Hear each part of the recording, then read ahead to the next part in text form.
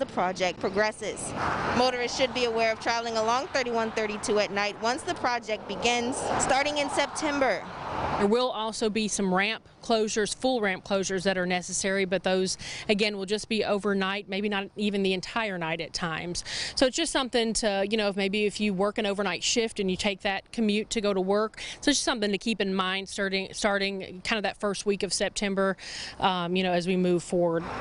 Lane and ramp closures will only be permitted at the following times: 8 p.m. to 5 a.m. Sunday through Thursday, and 9 p.m. to 7 a.m. Friday and Saturday. Reporting here in Shreveport, Jade Jackson, NBC6 News. All right, Jade, thanks. Tonight, the Caddo Parish School Board will make a decision on the controversial mascot at North Caddo High School. The group will decide whether or not to change the Rebel mascot. If the superintendent's recommendation is approved, a new mascot for North Caddo High will be announced by the September 15th meeting. Turning our attention to Cass County, the McLeod School District confirms one of its students has tested positive for COVID-19, and that student was on campus for the first day of class on Friday. NBC6's Epiphany Lachey talked with the superintendent this afternoon. She joins us now live, sharing what the superintendent had to say. Epiphany? Yeah, Dan, Jackie, according to school officials, the timing of the case indicates that the student was not on campus when he contracted the virus. Officials say the elementary student wore a mask while on campus. The school asked that the student's path throughout the day was traced, and all areas visited by the student have been sanitized. Superintendent Kathy May says parents of any student who was in close contact have been notified. Guarantee that there won't be any spread of COVID-19 here at school, but we're doing everything humanly possible and more to stop the spread from happening here. And the school district asked parents to continue to encourage their kids to wash their hands and wear their masks. Officials also urge parents to screen their children before sending them back to school if it is known that the child has been in contact with someone who has tested positive or is symptomatic, to call the main office. Reporting live from McLeod, Epiphany Lachey, back to you. All right, thank you, Epiphany. Now, coming up, neither snow nor rain nor the heat can stop America's postal workers from delivering. But this year's election may have an impact. Ahead, whether planned changes to the Postal Service will arrive as planned. Todd? Well, Jackie, today lots of sunshine, low humidity across the Arklatex. Tomorrow just a little bit cooler as the dry air will stick around. Details on that and when we warm up again. That's in your forecast coming up next. You're watching NBC6 News at 5 with Jackie and Dan Jovic. And Todd Warren, your weather authority, certified the most accurate forecast in the Arklatex.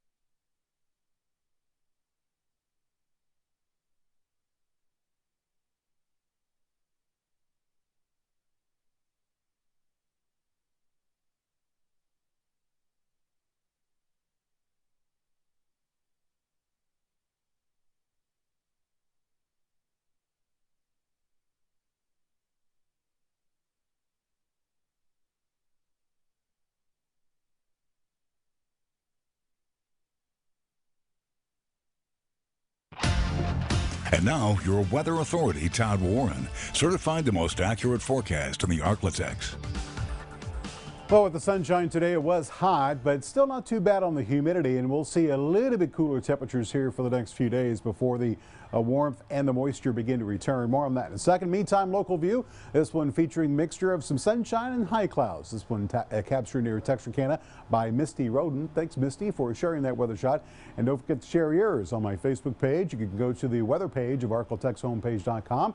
You can also submit your photos via the Arklatex Weather Authority app. And within the app, obviously, you get forecast information, but instead of raw model data within our app, you get data that is basically our forecasts that are based on what we create here in the Forecast Center. And you can create several locations for your hometown. If you have relatives in Dallas, you can create forecast for that particular location as well. Again, some of the features that are available within the Arklatex Weather Authority app, available for free for Apple and Android devices. Now, we're still looking at quiet conditions across our part of the country here, as the weather pattern hasn't changed since yesterday. We do have the upper level ridge. You can see the clockwise circulation here as it's centered over the Great Basin. Still some troughiness here in the eastern half of the country, and we still have this north and northwesterly flow, which is continuing to feed drier air into the Arklatex, both in the upper levels of the atmosphere as well as here at the surface. And it looks like the result of that will begin to pay off at night, as temperatures will once again be rather comfortable across, especially the northern sections of the area, looking at lows in the mid to upper 60s, right around 64 in Idabel, 68 tonight in Texarkana, 70 degrees for the nighttime low tonight in Shreveport. Daytime highs tomorrow, not quite as hot as today, as we did manage the low to middle 90s today. We'll see some 80s across the northern half of the area, 87 in Texarkana, low to middle 90s further to the south. You can see 91 tomorrow in Shreveport, 93 degrees for the daytime high tomorrow in Natchitoches. And still, the dry air dew points will stay in the 60s, not only for tomorrow, but probably through Friday at least. We'll see the below normal humidity continue across the region. Now, as far as the effects of that, obviously, when you have dry air, it's hard to produce much in terms of rain, and that'll be the case here as we look at Robin's Toyota Futurecast. You can see the dry conditions across the area tonight with a mostly clear sky. Probably not as much cloud cover tonight nor tomorrow compared to what the model is showing here. And then tomorrow night looking mostly clear with that northeasterly wind continuing, and heading into Thursday, we'll see a mixture of lots of sunshine and just a few clouds. Again, I really don't expect to see anything as far as rainfall across the region for Thursday. One thing that could bring us some rain, actually a couple things. In the tropics, we still have those two disturbances at the National Hurricane Center, now saying both there is a high chance they will form into a depression here during the course of the next couple of days. So let's show you where these systems could be going as we look at the forecast models here. You can see each line is one different model. You can see the first one actually could make its way into the Gulf of Mexico as we go into the end of the weekend. The second one will be approaching the Gulf by the end of the weekend, and both very well could make their way into the Gulf during the next week or so. So we'll have to keep an eye on those systems. It's quite possible this one could affect us by the middle part of next week with a better chance for some rainfall. So your forecast looks like this for tonight. We will see a mostly clear sky across the Arklatex. Temperatures will be mild for this time of year with lows in the upper 60s to low 70s. That includes 70 degrees in Shreveport. Tomorrow, expect to see lots of sunshine. Still not too bad on the humidity and not quite as hot with a high right around 91 degrees. And your 7-day forecast shows that we will see temperatures begin to warm up as we go through the weekend. Highs back up into the mid 90s. Lows will eventually return to the mid 70s. And notice just a little bit better chance for that scattered shower or thunderstorm as we go into the first part of next week. Dan and Jackie. Nice couple days ahead. Todd, thanks. SpaceX launched another batch of satellites for its Internet constellation system this morning. Around 10:30, under near perfect blue skies, the California-based rocket company launched its Falcon 9 rocket from Space Launch Complex 40 at Cape Canaveral. Loaded with 1 million pounds of kerosene fuel and liquid oxygen, the rocket was carrying 58 Starlink satellites and 3 Earth imaging satellites. That's so cool. Now back here on Earth, coronavirus is delivering some changes to this year's presidential election. Most notably by mail. But how private is your snail mail? We'll find out after the break.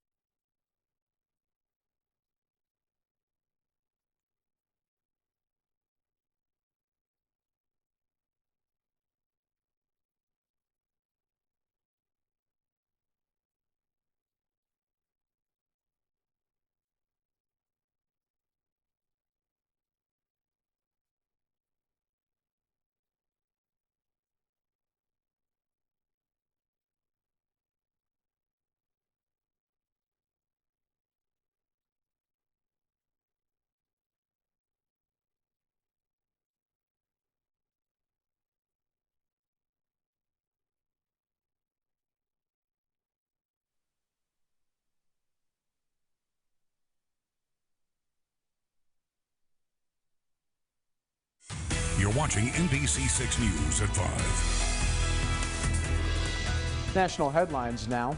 A Florida woman took to Facebook to share her concerns over voter privacy with her mail-in ballot. She lives with her brother and noticed an R for Republican on one ballot and a D for Democrat on the other. The post gained nationwide traction. Megan McRoberts has the story. I've never had anything like this happen in my life. Palm Beach County voter Tina Brown walking to silence her phone, which she says has been ringing off the hook ever since she posted this video to Facebook about her and her brother's mail-in ballots. He's a registered Democrat and I'm a registered Republican. And so when we were doing our votes together, we were going to send it out together, put it in the mail. It was going to be fun. And you turn it around. But before sending them off, they noticed a key difference on their envelopes. Look at my brother's, who's a Democrat. It says 4212D. That's Democrat. Then you go here, because we're both the same address anyway. 4212R. Oh my God, they can see who my political affiliation is. And I don't like that. She says she posted the video to educate other voters. Please be wary. I just personally think we should not have our political affiliations on there. The video has been viewed more than 120,000 times, even retweeted by President Trump. What's the response been that you're getting? Every single one of them has been positive for the exception of 3, and we're talking about thousands. We've had calls. The supervisor of elections in Martin County, Vicki Davis, says the labeling makes sure voters get the proper primary ballot for their party affiliation. Florida is a closed primary state, and that she feels fraud as a result of this labeling would be highly unlikely. I don't know that a postal worker would have the time to go through ballots in their general workday and remove those ballots. Brown would like to see a new way of labeling ballots, though there are no plans for any changes. This is all good. This is not propaganda. It's just really basically just protecting the voter.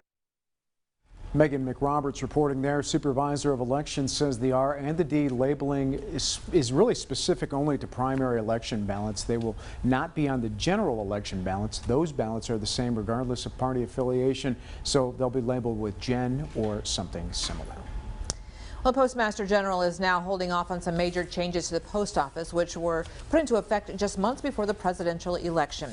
Today, Louis DeJoy said he wants to ensure voters are fully supported by the Postal Service. DeJoy now says the retail hours at post offices will not change. Mail processing equipment and blue collection boxes will remain where they are, and no mail processing facilities will be closed. President Donald Trump signs a proclamation declaring August National Suffrage Month. Today is the 100th anniversary of the ratification of the 19th Amendment, which gave women the right to vote. And President Donald Trump also pardoned Susan B. Anthony this afternoon.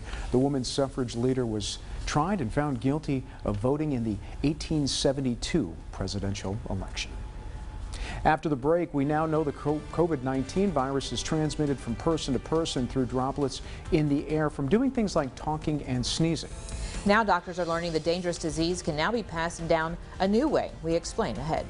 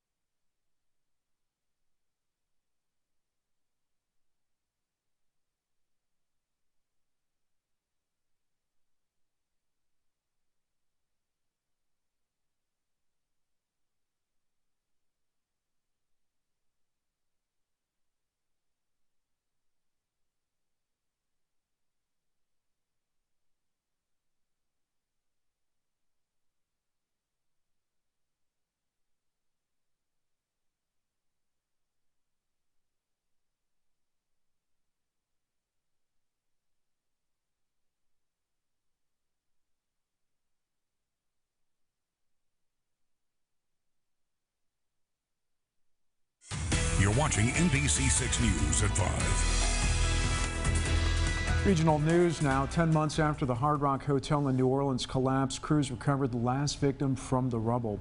63-year-old Jose Ponce Areola was killed when a portion of that building collapsed during construction last October. 2 other workers were also killed and dozens of others were injured. The reason for the collapse is still under investigation. Investigators have uncovered evidence of improper structural work, negligent city inspections, and other factors which could have led to the deadly incident. Your Health Matters, and a mother from Texas is opening up about passing COVID-19 to her newborn baby. The case is one of the few documented cases around the world of COVID-19 transmission between a pregnant woman and her unborn child. Bianca Castro reports.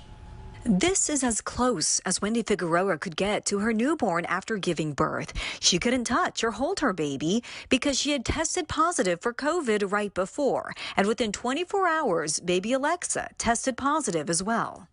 Fue muy difícil. She says being separated from her 4th child was the hardest part about their journey, which doctors say might be the first U.S. case of COVID transmission from mother to unborn baby. Wendy gave birth 6 weeks early, but doctors say Alexa was otherwise healthy until the day after, when she began showing signs of fever and respiratory distress. We have enough evidence in her case that the virus was passed from the mom to the baby while the baby was still inside. OBGYN Dr. Wilmer Moreno says transmission from mother to fetus is possible but rare. At Parkland, more than 170 COVID-positive women have given birth. 5 infants have tested positive. New testing protocols will help track the trends, but the challenge, according to Dr. Moreno, is treatment. Typically, women sometimes are excluded from these trials because people are afraid of risk to the baby. So at this moment, all the institutions doing research are very aware that they need to include women and pregnant women in this study. That's why current guidance for pregnant women includes prevention measures like wearing masks and frequent hand washing. Wendy relied on virtual visits like this one during Alexa's 3-week hospital stay.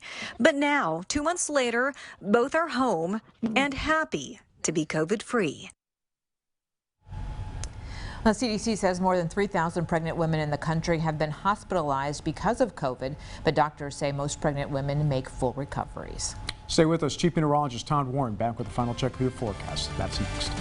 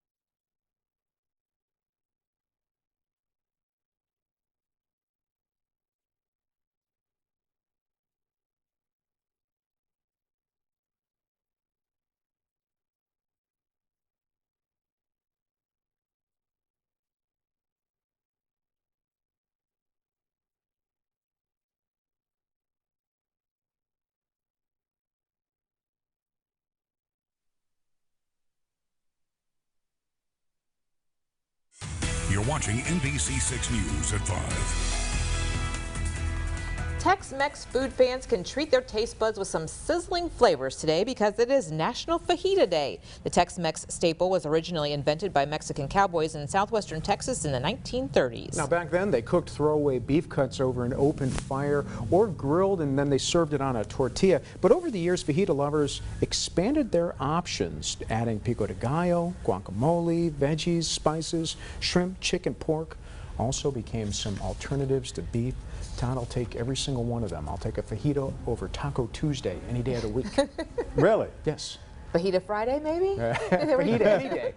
There you go. And as far as weather here across the Arklatex, we're looking at the continuation of the relatively dry conditions, I should say, as with the low humidity. Notice the northeasterly winds continuing for the next couple of days. As a result, overnight lows will stay below normal in the upper 60s to lower 70s. Daytime highs, low 90s here through Friday, but notice as the southeasterly wind kicks in, we start to see a little bit more moisture. Overnight lows begin to warm back up, and that could eventually lead to a chance for a little bit of rain as we go into the first part of next week when daytime highs return to the mid-90s, and again, overnight lows should return to the mid-70s. Of course, all this could change depending on those tropical systems that we're watching right now in the Atlantic. They could make their way into the Gulf as we work our way through next week. Dan and Jackie. All right. Thank you, Todd. Yeah, appreciate it. We appreciate you being with us here on NBC6 News. Thanks for joining us. We'll see you back here at 6. Go to ArklaTexHomepage.com to learn more about the coronavirus, an interactive map of worldwide cases, coronavirus myths versus facts, and more.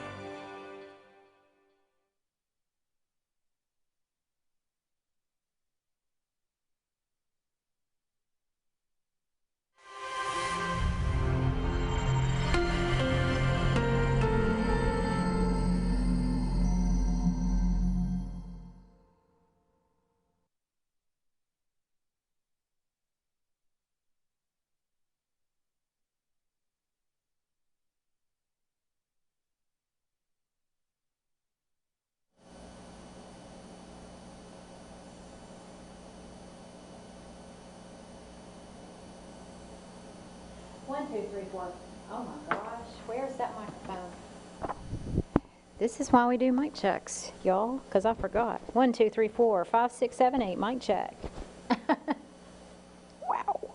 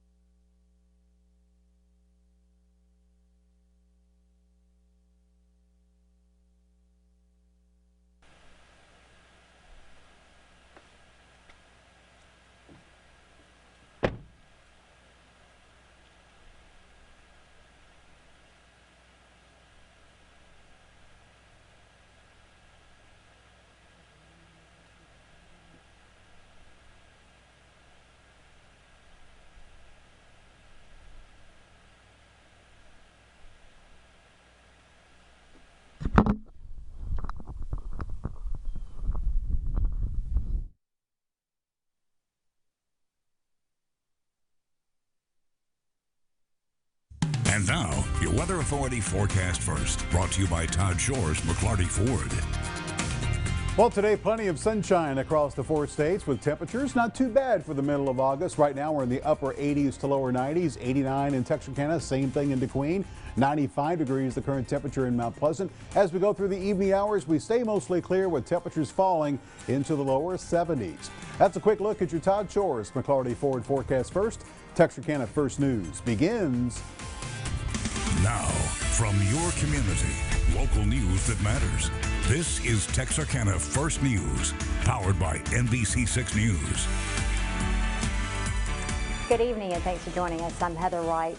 We begin tonight in Cass County. That's where the McLeod School District has confirmed that one of its students has tested positive for COVID-19, and that student was on campus for the first day of classes on Friday. Our Epiphany Lachey talked with the superintendent this afternoon. She is live with more. Epiphany.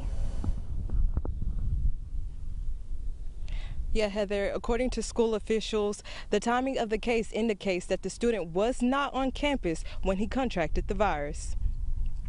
Officials say the elementary student wore a mask while on campus. The school asked that the student's path throughout the day was traced, and all areas visited by the students have been sanitized. Superintendent Kathy May says parents of any student who was in close contact have been notified. We can't guarantee that there won't be any spread of COVID-19 here at school, but we're doing everything humanly possible and more to stop the spread from happening here. The school district asked parents to continue to encourage their kids to wash their hands and wear their masks. And officials also urged parents to screen children before sending them to school if it is known that they have been in contact with someone who has tested positive or is symptomatic. Please contact the front office. Reporting from McLeod, Epiphany Lachey, back to you.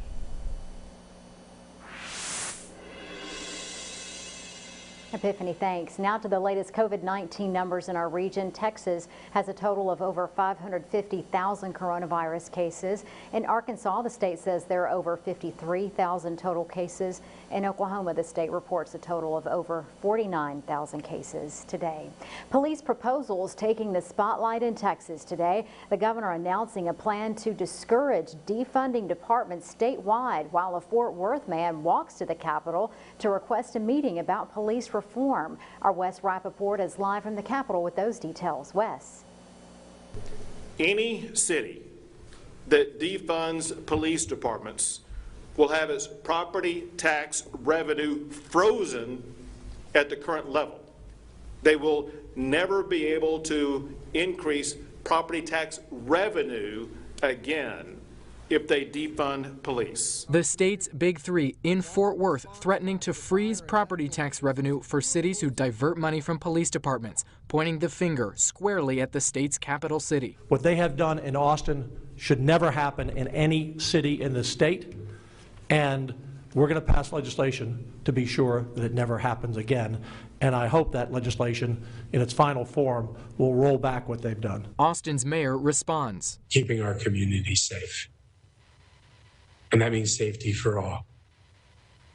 That means it has to involve a conversation about justice and about equity. The governor held Fort Worth up as a shining example of caring for cops. We're not decreasing any of our budgets to our police department, but we are looking at how to better serve the community. At the same time, Leon Reed, a Fort Worth attorney, says there's more work for his city to do. He arrived at the Capitol after a 200-mile walk over 8 days to request a meeting with the governor on police reform. I'm coming down here letting the governor know, that I'm committed to working on this problem. Obviously, I'm not there today, and my schedule is in flux tomorrow. We'll just have to see. If not, I have no doubt that I have representatives who would be happy. I'm only a day late on my plans. Reed hoping the day late on his trek doesn't leave him $1 short. And that was Wes Rappaport reporting. Now, the legislature convenes in January, and the earliest this legislative plan could take effect is September, unless Governor Greg Abbott calls a special session before 2021. Turning now to other news, a third arrest has been made in a capital murder case in Texarkana, Texas. Late last week, police charged 17-year-old Kentrail Collins Jr. in the case. Investigators say as they were re-interviewing witnesses for the upcoming trial of one of the two suspects already in custody, they discovered evidence that Collins was also present during the home invasion robbery. His bond is set at $1 million. The victim, Craig Garner, was shot and killed in his unit at River Cross Apartments back in November. His wife and children were not harmed. Meanwhile, a jury has been selected in the first of the teens to go on trial in the case. The capital murder trial of 18-year-old Davian Woods is set to start at 9 a.m. tomorrow at the Bowie County Courthouse. 18-year-old Cameron Ware also faces a capital murder charge in that case. At Queen City High School, police took a student into custody this morning. School officials say the student made a, quote, false report about the campus online. According to the district, officers thoroughly searched the school today and located no weapons or other dangerous items.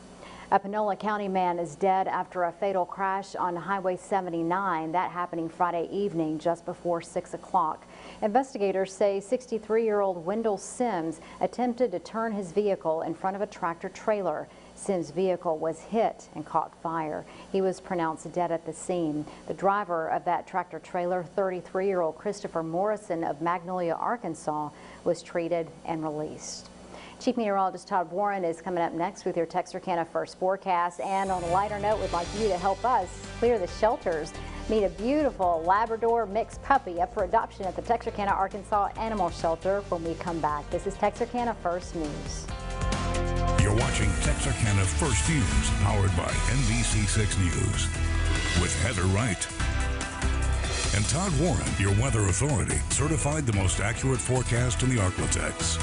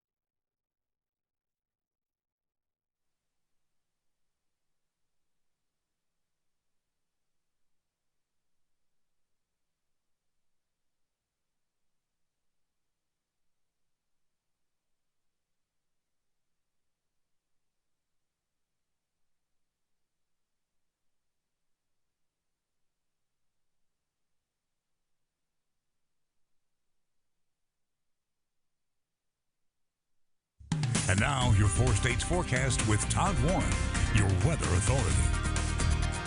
Well, today another day of low humidity across the 4 states. And of course, when you have dry air, you usually have lots of sunshine. That was the case today as we look at time lapse from the Arklatex weather cam there at the University of Arkansas Cossatot in DeQueen.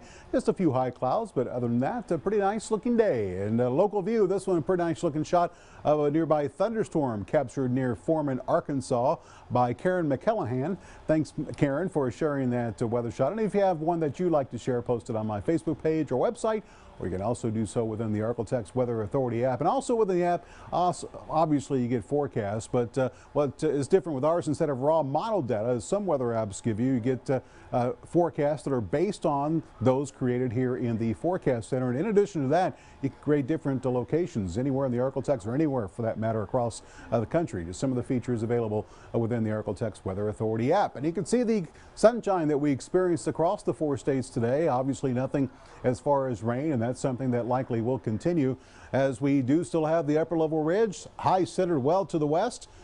Northerly flow on the front side of this high, and as a result, it's continuing to give us that air off the continent of North America, and as a result, we close down the Gulf of Mexico and we stay relatively nice in terms of the humidity.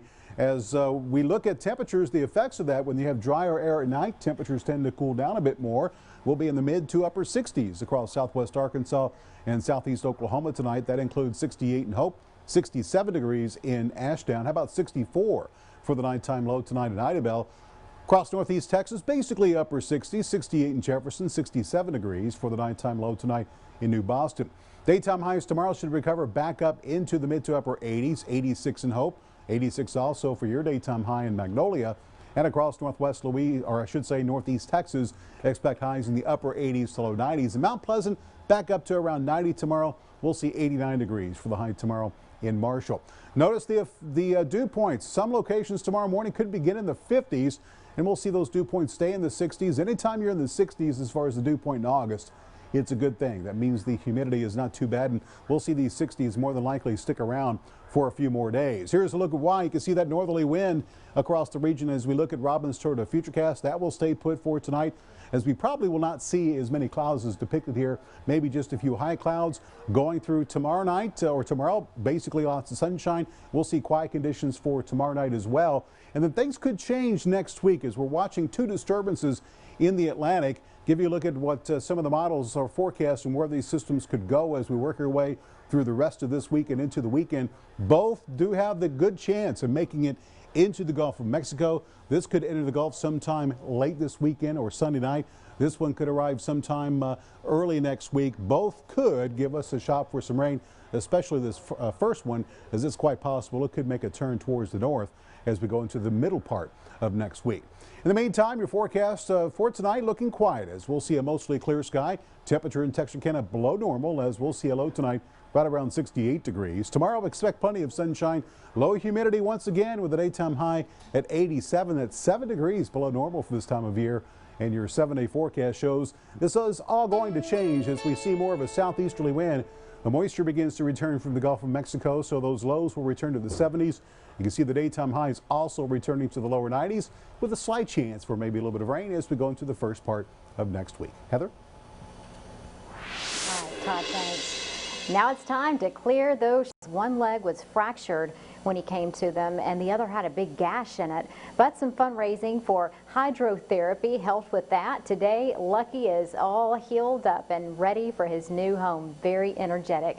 He loves kids and other big dogs. His adoption fee is $40, and he will only be adopted to a home that will keep him inside, and preferably one with a fenced yard. Lovely boy.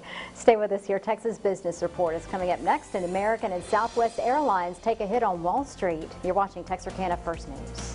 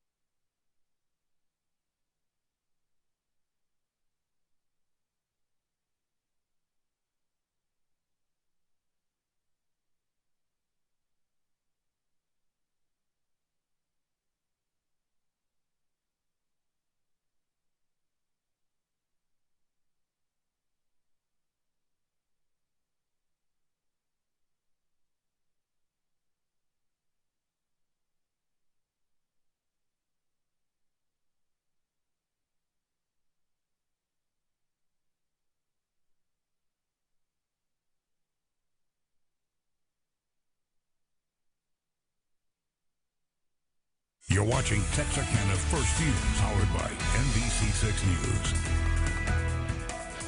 Home buyer interest in rural areas is rising, with prices up 11% in July. And Amazon may be getting close to an investment in Texas. Here's Jane King with the Texas Business Report.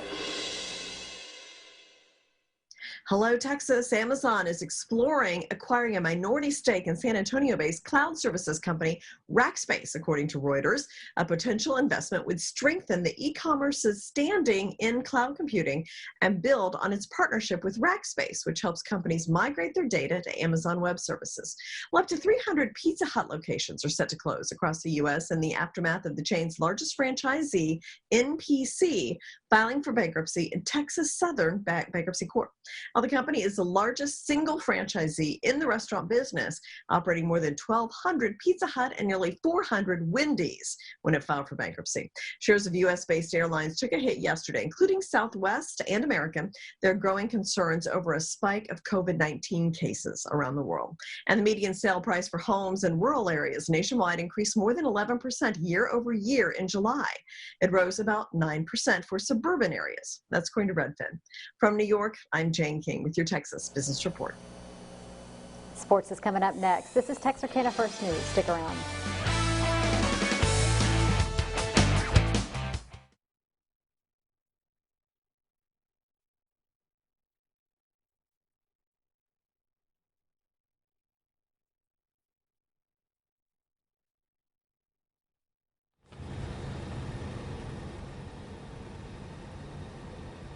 Now, Reed says his journey is not done until...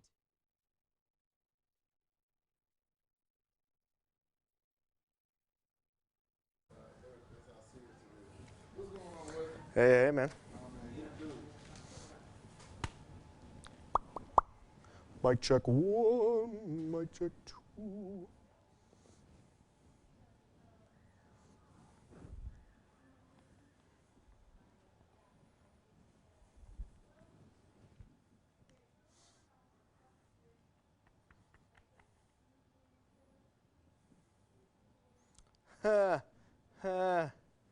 You should be ashamed of yourself.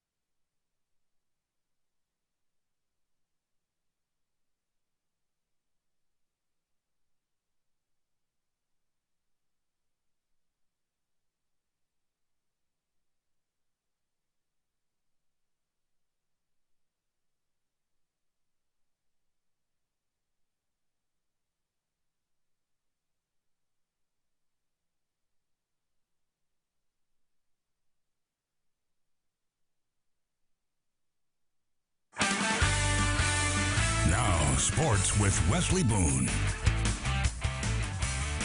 For many teams in the area, going 11-2 would be quite the accomplishment. Now, for the Nashville Scrappers, it's a reminder of how close they are to the top and how much work they still have to do to get there. Tim Owens has tonight's 23-23 report. The Nashville Scrappers finished the 2019 season with an 11-2 record.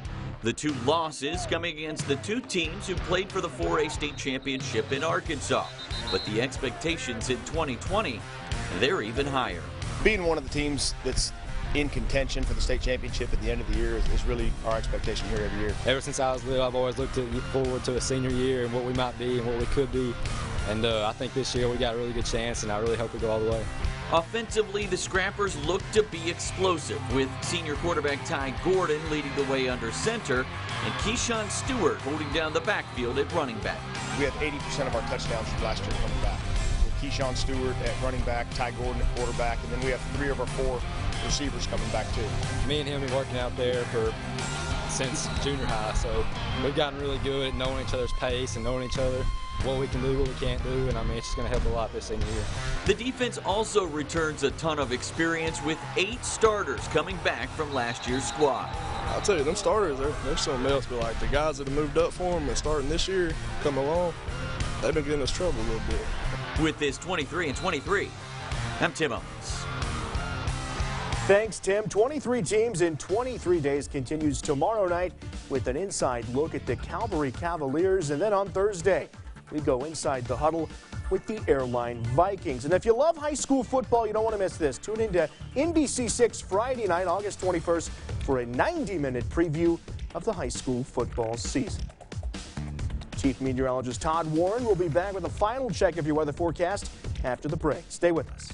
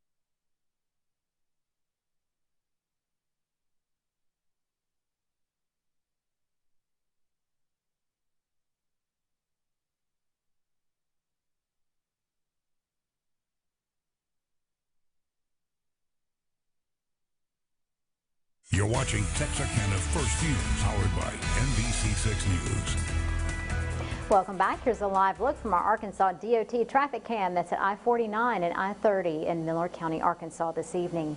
Finally, Main Street Texarkana has received some COVID-19 funding for downtown businesses. The group has gotten over $30,000 to assist Texarkana businesses in need. The grant can fund things like window replacement, utility, and rent bills. Businesses can submit an application through Main Street Texarkana. I definitely don't think anybody foresaw the extent that small businesses were going to be hurting. So any little amount of money is of definite benefit to the small businesses. So that's why we're here today, to offer that assistance to them. It would mean a lot. It would really help with all of downtown. We're on a pretty hot corner, and I look forward to making it nicer. The deadline to apply is November 30th or until all those funds are distributed.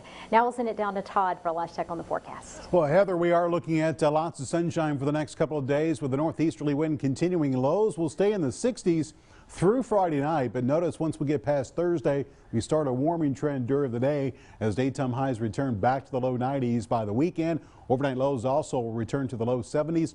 Nothing really too much as far as rain through at least the weekend. We might see a chance for that shower and thunderstorm return for Monday and Tuesday, and these numbers could go up depending on developments in the tropics. Heather? All right, Todd, thanks. That's it for us. Be sure to join us right back here tomorrow for Texarkana First News. Enjoy your evening.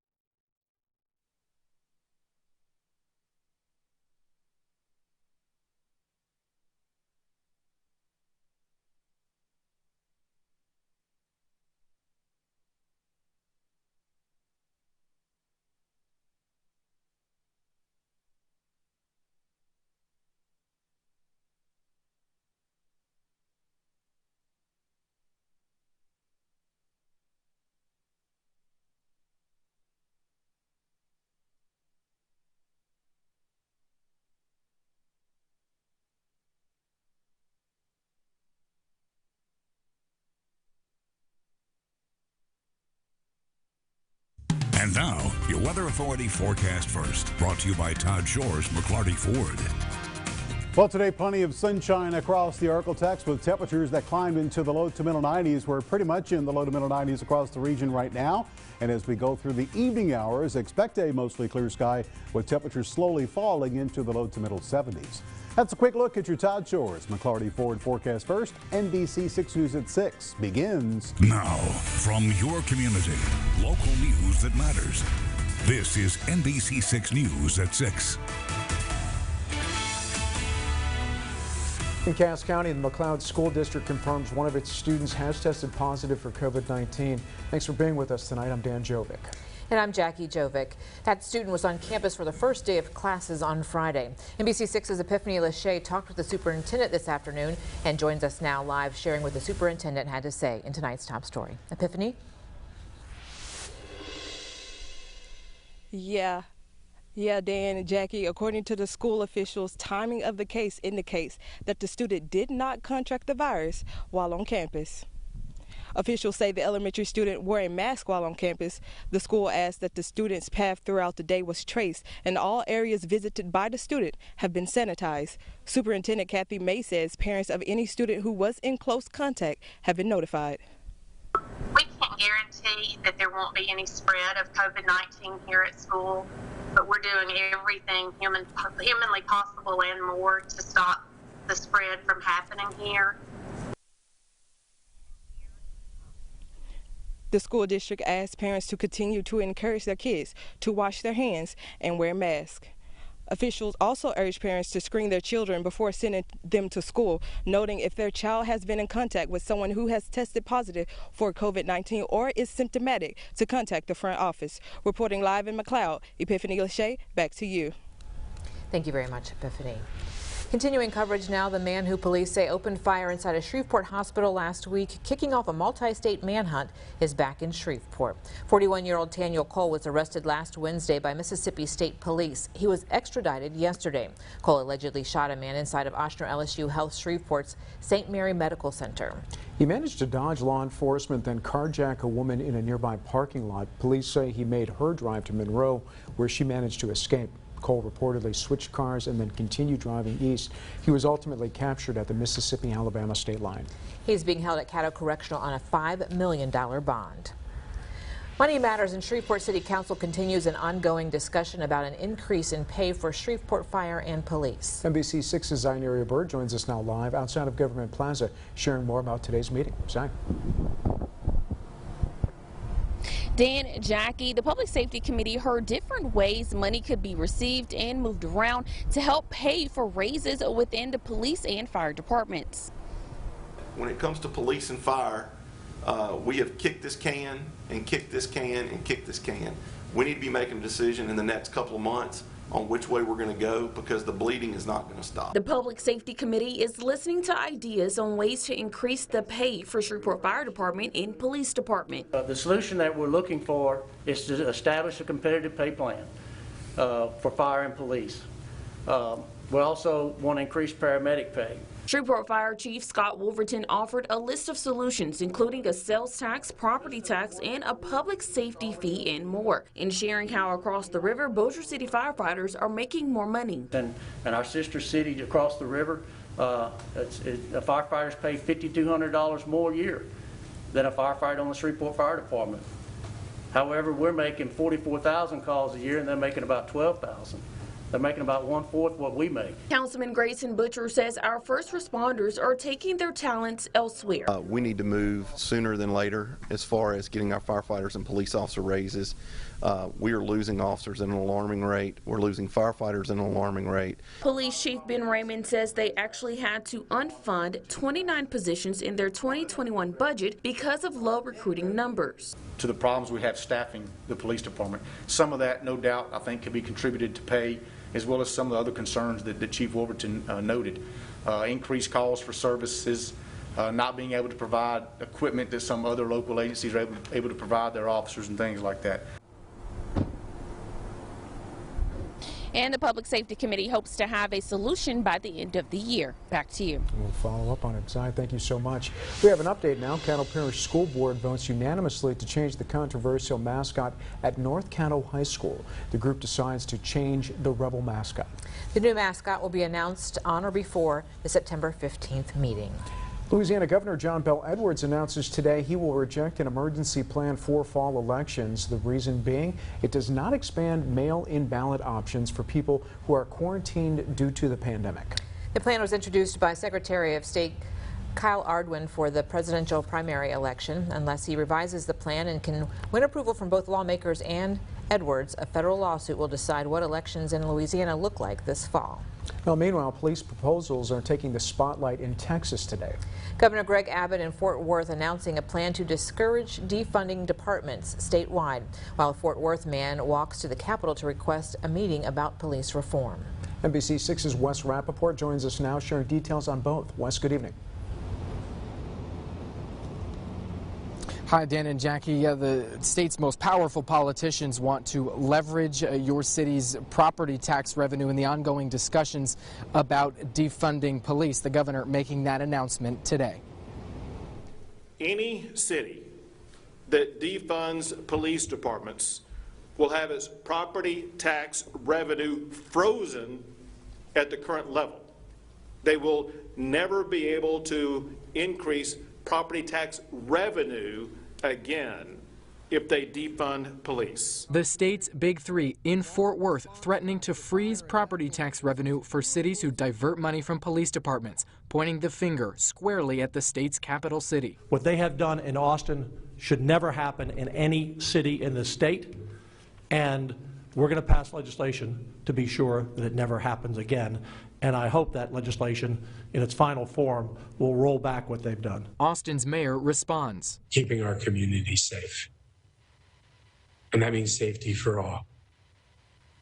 That means it has to involve a conversation about justice and about equity. The governor held Fort Worth up as a shining example of caring for cops. We're not decreasing any of our budgets to our police department, but we are looking at how to better serve the community. At the same time, Leon Reed, a Fort Worth attorney, says there's more work for his city to do. He arrived at the Capitol after a 200-mile walk over 8 days to request a meeting with the governor on police reform. I'm coming down here letting the governor know, that I'm committed to working on this problem. Obviously, I'm not there today. And my schedule is in flux tomorrow. We'll just have to see. If not, I have no doubt that I have representatives who would be happy. I'm only a day late on my plans. Reed hoping the day late on his trek doesn't leave him $1 short.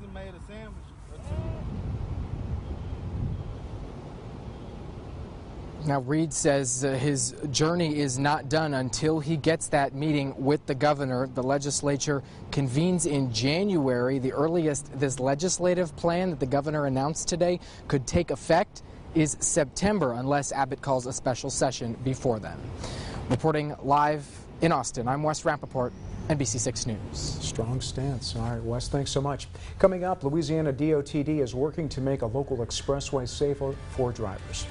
What you need to know about when work on the project will begin and what the changes will improve. Todd?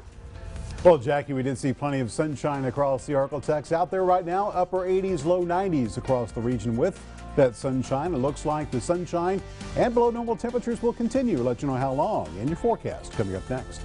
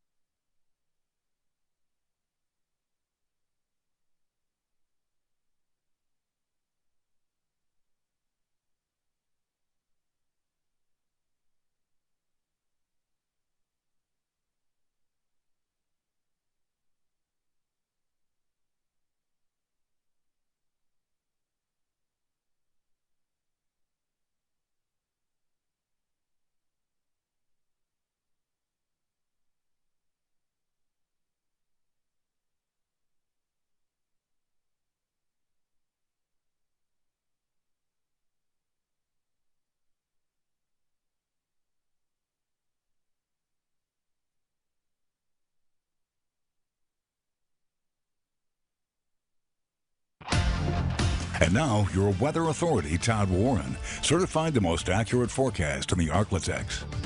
Well, the low humidity continued across the Arklatex today, and it looks like it will stick around for a few more days before we heat up heading into the weekend. More on that in a second. But let's start you off with a nice local view. This one from Wright-Patman Lake, captured by Laura Chisholm. Thanks, Laura, for sharing that weather shot. And don't forget to share yours. I'd like to show it on the air. Just post it on my Facebook page or our website. Go to the weather page of ArklaTexHomepage.com.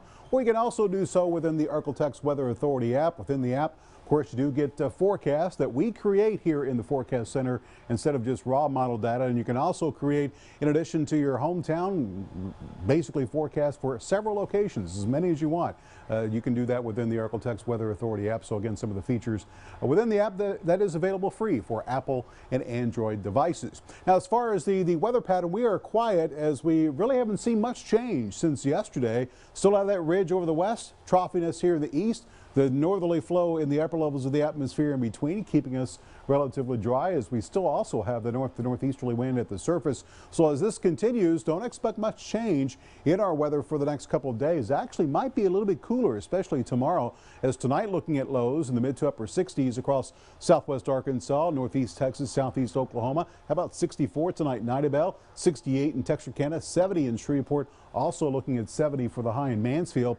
Daytime highs tomorrow will be in the 80s across the north, low to middle 90s across the south. The hot spot tomorrow in Natchitoches at 93. We'll see 91 in Shreveport, 87 degrees for the daytime high tomorrow in Texarkana. And with the dry air sticking around, we're not going to be looking at much in terms of any rain, obviously. As we look at Robin's Total Futurecast, you can see that tonight probably we'll see a mostly clear sky. Even tomorrow, not as many clouds as what's being depicted here with the model.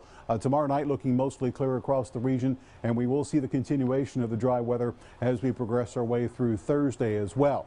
Now, overall, what could bring us some rainfall eventually, maybe next week, is a couple of disturbances that we are watching here in the Atlantic. We have disturbance number one. You can see both, according to the National Hurricane Center, have a high risk of developing into a depression in the next couple of days. You can see the motion that is anticipated. In fact, let me look and give you a look at the spaghetti plots here. Basically, this is a compilation of all the different forecast models. You can see disturbance number one actually could move into the Gulf of Mexico late this weekend. Pretty good variation on where it could go according to the models. Disturbance number two, models a little bit closer together. It eventually could work its way into the eastern sections of the Gulf of Mexico early next week. And especially this one will have the potential of perhaps moving to the north and increasing our rainfall chances a little bit as we go into the middle part of next week. So we'll be watching these both very, very closely here in the next week to 10 days. So your forecast looks like this for tonight. We will see a mostly clear sky across the Arklatex. Temperatures again below normal as we'll bottom out at 70. Lots of sunshine. Low humidity will return for tomorrow. Expect a high right around 91. Not quite as hot tomorrow compared to today. And your 7-day forecast does show that we will see the continuation of the quiet conditions across the Arklatex with not much rain. Slight chance as we go into the first part of next week, as daytime highs will eventually, by the end of the weekend, return to the mid-90s. Overnight lows will eventually return to the low to middle 70s. That's a look at your forecast. We'll be back with more news right after this.